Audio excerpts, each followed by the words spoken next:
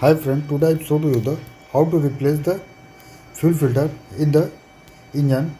This is the just like as a precaution type.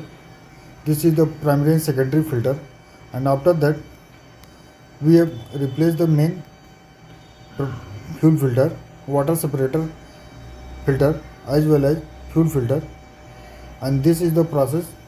First we have removed the both fuel filter. After that we have fitted one by one fuel filter of the spin-on type in the engine fuel filter body, and after that first we have engaging both the fuel filter, and then we have tightened the fuel filter spin-on type one by one by the filter wrench. This is the filter wrench, and this is the tighten like this one.